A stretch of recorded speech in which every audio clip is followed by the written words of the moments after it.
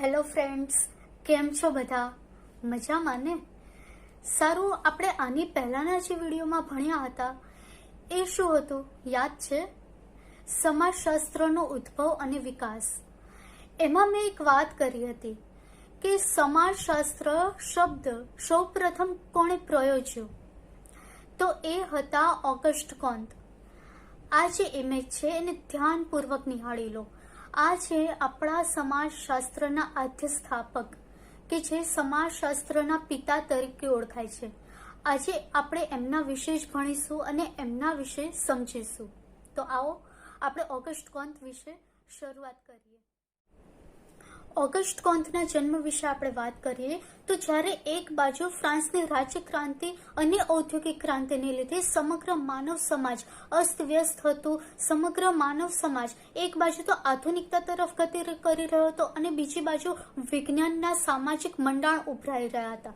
તે સમયે 19મી જાન્યુઆરી 1798ના રોજ ફ્રાન્સના મોન્ટપિલિયર સ્થળે કેથોલિક રાજવી પરિવારમાં ઓગસ્ટ કોન્તનો જન્મ થયો.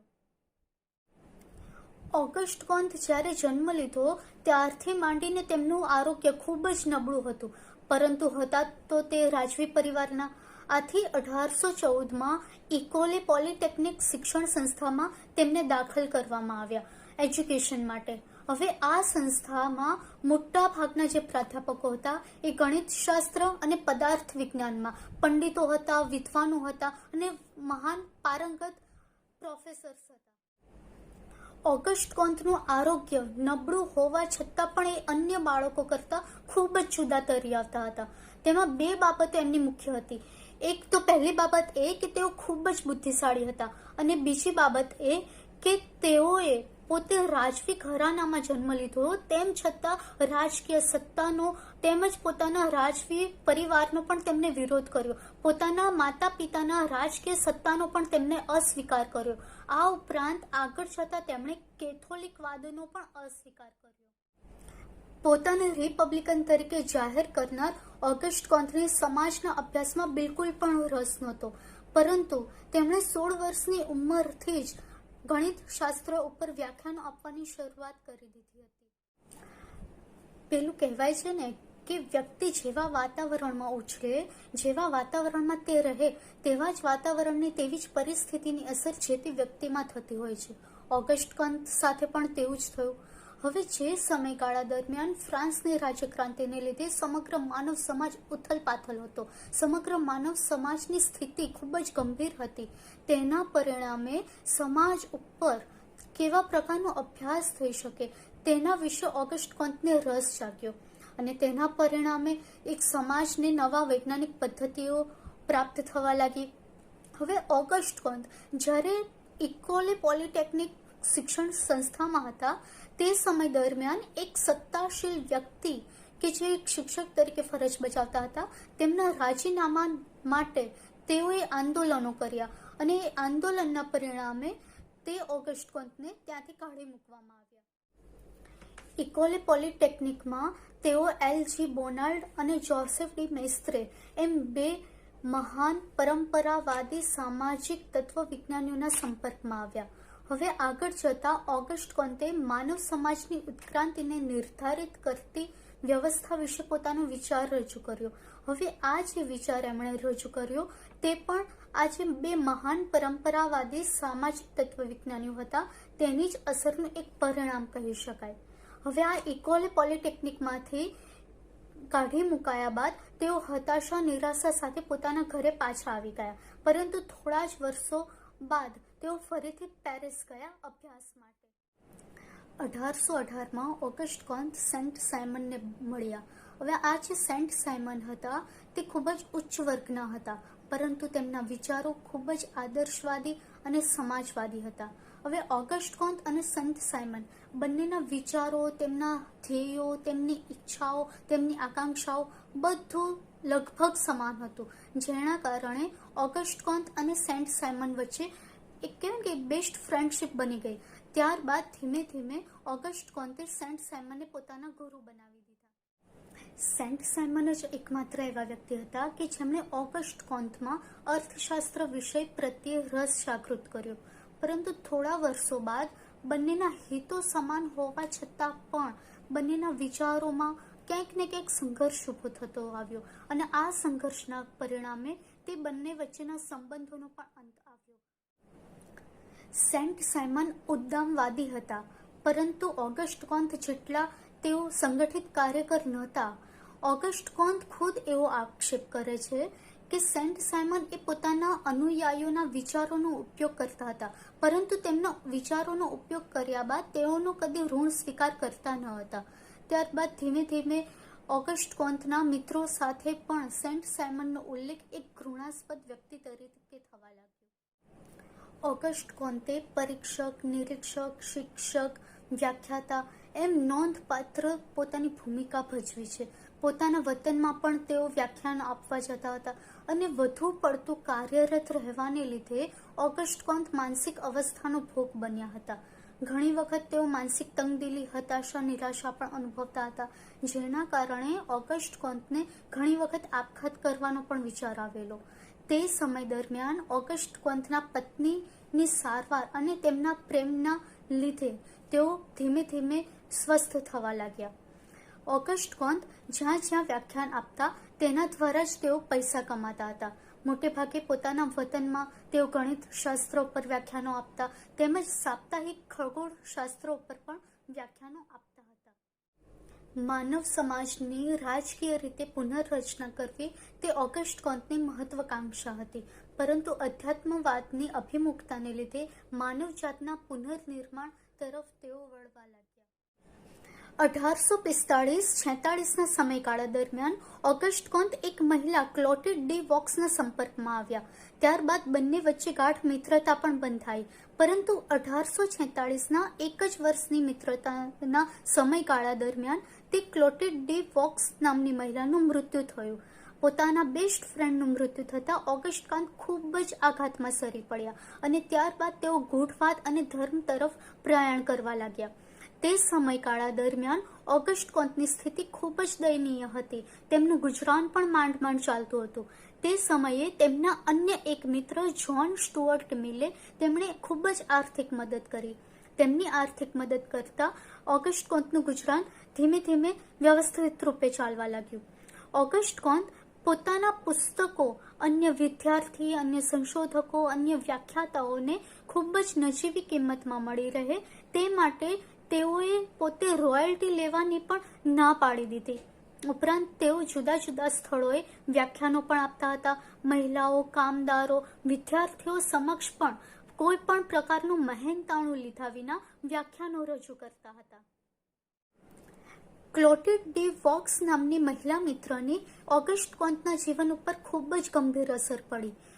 તે ક્લોટિડ ડી વોક્સના લીધે ઓગસ્ટ કોન્તના જીવનમાં, તેમના વિચારોમાં ખૂબ જ ધરમૂળથી પરિવર્તન આવ્યું. ઓગસ્ટ કોન્તે જે નવા માનવ ધર્મ વિશેના પોતાના જે વિચારો રજૂ કર્યા તે પણ આ મહિલા મિત્રની અસરને પરિણામે જ વિચારો આવ્યા હોય તેમ કહી શકાય. ઓગસ્ટ કોન્તની પ્રસિદ્ધિ વિશે આપણે વાત કરીએ તો ઓગસ્ટ કોન્તને ખૂબ જ પ્રસિદ્ધિ અપાવનાર તેમના બે મહાન ગ્રંથ, એક તો છે પોઝિટિવ ફિલોસોફી અને બીજું છે પોઝિટિવ પોલિટી. હવે આ જે પોઝિટિવ ફિલોસોફી છે તે પોઝિટિવ ફિલોસોફી એ સૌ પ્રથમ ગ્રંથ એવો છે કે જેમાં તેમણે તત્કાલીન વૈજ્ઞાનિક પદ્ધતિ અને સામાજિક ક્ષેત્રની સિદ્ધિઓનું વિસ્તૃત વર્ણન કર્યું છે. આ ઉપરાંત આ જ પોઝિટિવ ફિલોસોફીમાં તેમણે પ્રત્યક્ષવાદની જરૂરિયાત, સમાજશાસ્ત્રની જરૂરિયાત, સમાજશાસ્ત્રના અભ્યાસમાં પ્રત્યક્ષવાદનો ઉપયોગ, વૈજ્ઞાનિક પદ્ધતિઓનો ઉપયોગ, સામાજિક સ્થિતિશાસ્ત્ર, સામાજિક ગતિશાસ્ત્ર વગેરેનું વિસ્તૃત પ્રકારનું વર્ણન તેમણે આ ગ્રંથમાં કર્યું છે. આ જ ગ્રંથમાં તેમણે જ્ઞાનની 3 ક્રમિક અવસ્થાઓ, વિજ્ઞાનોના વર્ગીકરણોનું પણ તેમણે ઉલ્લેખ કર્યો છે. 1830થી 1842ના 12 વર્ષના સમયગાળા દરમિયાન ઓગસ્ટ કોન્તે આ પોઝિટિવ ફિલોસોફી નામના ગ્રંથનું લેખન કાર્ય પૂર્ણ કર્યું હતું. 12 વર્ષના અંતે તેમણે આ જ ગ્રંથને 6 વોલ્યુમમાં પ્રકાશિત કર્યો. ત્યારબાદ તેમનો બીજો અન્ય એક ગ્રંથ પોઝિટિવ પોલિટી. પોઝિટિવ પોલિટી એ ઓગસ્ટ કોન્તનો એટલો જ પ્રખ્યાત ગ્રંથ છે. આ ગ્રંથને 4 વોલ્યુમમાં તેમણે વિભાજિત કર્યો છે. 1851 થી 1854ના 4 વર્ષના સમયગાળા દરમિયાન તેમણે આ ગ્રંથનું લેખન કાર્ય પૂર્ણ કર્યું છે. હવે આ ગ્રંથમાં તેમણે અગાઉ જેટલા પણ સિદ્ધાંતો રચ્યા એ સિદ્ધાંતોનું વિસ્તૃતીકરણ આપણને આ ગ્રંથમાં જોવા મળે છે. આ ઉપરાંત ઓગસ્ટ કોન્તે આ ગ્રંથમાં પ્રત્યક્ષવાદની વિસ્તૃત વિચારધારાનું પણ વર્ણન કર્યું છે. પોઝિટિવ પોલિટીમાં આપણને ઓગસ્ટ કોન્તના પુખ્ત વિચારોની અભિવ્યક્તિ જોવા મળે છે. તેમજ ઓગસ્ટ કોન્તે જે પ્રત્યક્ષવાદી સમાજ રચના દર્શાવી છે તેમજ માનવ ધર્મ વિશેના પોતાના જે કંઈ પણ વિચારો રજૂ કર્યા છે તે બધા જ વિચારો આપણને આ ગ્રંથમાં જોવા મળે છે. જો કે એ વાત અલગ છે કે ઓગસ્ટ કોન્તના લખાણો વિશે, તેમના ગ્રંથો વિશે ઘણા બધા વાદ વિવાદો પ્રવર્તે છે. ખુદ તેમના મિત્ર જ્હોન સ્ટુઅર્ટ મિલ પણ તેમાંથી બાકાત રહ્યા નથી. જ્હોન સ્ટુઅર્ટ મિલે પોઝિટિવ પોલિટી અને પોઝિટિવ ફિલોસોફી વિશે વખાણ તો વ્યક્ત કર્યા છે, પરંતુ તેઓ જણાવે છે તે મુજબ પોઝિટિવ પોલિટીમાં જે કંઈ પણ લખાણ છે તેનાથી તદ્દન જુદું જ વાસ્તવિકતા આપણને જોવા મળે છે, તેમ જ્હોન સ્ટુઅર્ટ મિલ જણાવે છે. પોઝિટિવ પોલિટીમાં આપણને ઓગસ્ટ કોન્તના પુખ્ત વિચારોની અભિવ્યક્તિ જોવા મળે છે. તેમજ ઓગસ્ટ કોન્તે જે પ્રત્યક્ષવાદી સમાજ રચના દર્શાવી છે તેમજ માનવ ધર્મ વિશેના પોતાના જે કંઈ પણ વિચારો રજૂ કર્યા છે તે બધા જ વિચારો આપણને આ ગ્રંથમાં જોવા મળે છે. જો કે એ વાત અલગ છે કે ઓગસ્ટ કોન્તના લખાણો વિશે, તેમના ગ્રંથો વિશે ઘણા બધા વાદ વિવાદો પ્રવર્તે છે. ખુદ તેમના મિત્ર જ્હોન સ્ટુઅર્ટ મિલ પણ તેમાંથી બાકાત રહ્યા નથી. જ્હોન સ્ટુઅર્ટ મિલે પોઝિટિવ પોલિટી અને પોઝિટિવ ફિલોસોફી વિશે વખાણ તો વ્યક્ત કર્યા છે, પરંતુ તેઓ જણાવે છે તે મુજબ પોઝિટિવ પોલિટીમાં જે કંઈ પણ લખાણ છે તેનાથી તદ્દન જુદું જ વાસ્તવિકતા આપણને જોવા મળે છે, તેમ જ્હોન સ્ટુઅર્ટ મિલ જણાવે છે. પોઝિટિવ પોલિટી ગ્રંથમાં આપણે જોઈ શકીએ છીએ તેમ કે ઓગસ્ટ કોન્તના વિચારો પોઝિટિવિઝમમાંથી માનવ જાતિ ધર્મ તરફ વળ્યા છે.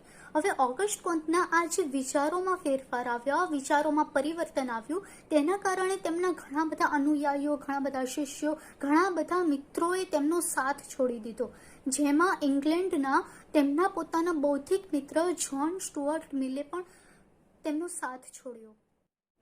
ઓગસ્ટ કોન્તે સામાજિક પુનર્રચનાના પયંગબર તરીકેની ભૂમિકાને એટલી બધી ગંભીર રીતે લઈ લીધી હતી કે તેમણે આ સમાજની પુનર્રચના કેવી રીતે કરી શકાય તેની સંપૂર્ણ યોજના રશિયાના રાજાને પણ મોકલી આપી હતી અને તેમજ સમાજની પુનર્રચના કેવી રીતે શક્ય બનશે તેના માટેની સંપૂર્ણ યોજનાઓ માટેના પોતાના વિચારો પ્રસ્તુત કર્યા હતા.